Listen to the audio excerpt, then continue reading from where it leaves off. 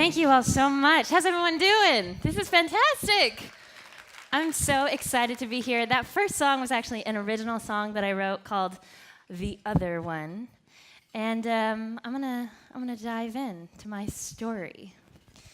So I remember when I heard NPR's TED Radio Hour talk by Rashima Soujani, who actually spoke here last year, about the staggering statistic that men apply for a job when they meet only 60% of the qualifications, but women apply only if they meet 100% of them. One Forbes article summed it up as, men are confident about their ability at 60%, but women don't feel confident until they've checked off each item off the list. Now, I can see why women would feel this way, but it's never been the way I've lived my life. Mainly because life has thrown me some pivotal opportunities in my career that have come to fruition by embracing risk. I grew up being pretty shy in certain regards, and had I not been put into these situations, I probably would as well support this statistic. So today, I wanted to share with all of you a few stories about challenging things that have come up in my career and diving into the deep end. I remember the moment when the phone rang in my house, and it was my composition teacher. He was so excited, and he said, "Keith Lockhart from the Boston Pops Orchestra is talking about you on the radio."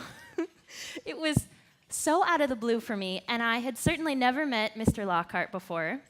And the Boston Pops Orchestra, they're one of the greatest orchestras in the world. So this is so exciting. So not too long after that call, the Boston Pops people got a hold of me, inviting me to perform with the orchestra at Symphony Hall. And by the way, I was 14 years old. So, okay, Symphony Hall, 2,000 people, orchestra. This is so exciting, and it's brand new for me. Fast forward to the day that I met with Keith Lockhart to talk about repertoire. I was so excited, and he's very handsome in person. He already had some great idea for feature materials and repertoire, and then he mentioned to me he'd love to feature me as a composer, because he knew that I wrote, and he said, "We'll break it down into your usual four-piece group."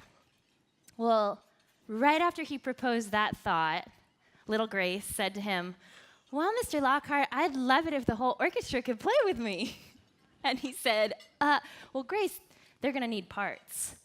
To which I replied, "Well, do you think I could write the parts?" And I think this is the part that he looked at me like I had four heads. And he said, "Have you ever done that before?" I said, "No." And he said, "Well, why don't you start by writing something? But I need to tell you, this is the Boston Pops, and it does need to be perfect. But go ahead and start, and if it's not up to, what it needs to be by the time of the performance, then we'll go back to my plan and break it down into a four-piece group." Now, honestly, in my head, I was thinking, why should I keep it a small quartet if the whole orchestra is just going to sit this one out? But I don't think it really sunk in about how big of a task this would be until Mr. Lockhart said the words to me, "This has to be perfect. This is the Boston Pops Orchestra." I mean, this is like cooking for a giant group of people, and say Anthony Bourdain's sitting at the table, and the only thing you've cooked before is macaroni and cheese for 4 people. So the next six weeks were filled with nothing but orchestration books, guidance from my composition teacher, and my head nearly exploding.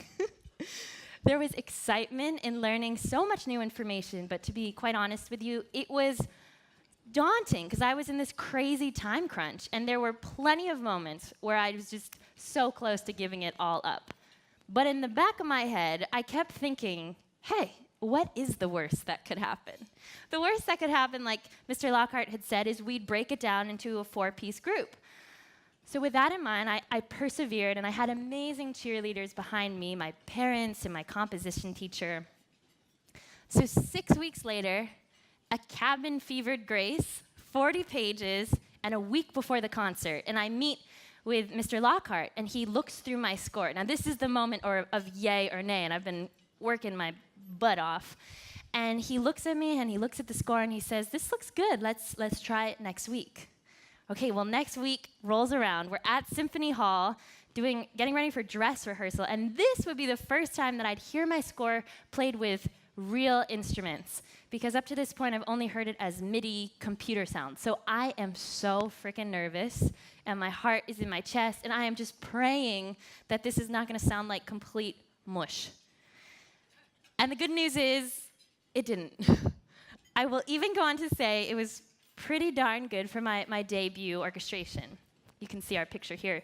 So we performed the next 2 nights at Symphony Hall for 2,000 people each night, and I was in absolute musical heaven.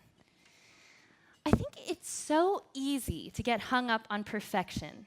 The idea of knowing exactly how to do something and telling oneself, I'm not ready, this is way too big. I often, very often, get hung up on the details as well, but I learned from this experience about jumping in and just learning on the go. Because there never will be a perfect time to start. But as long as you just start, you'll figure it out, and you're one step closer.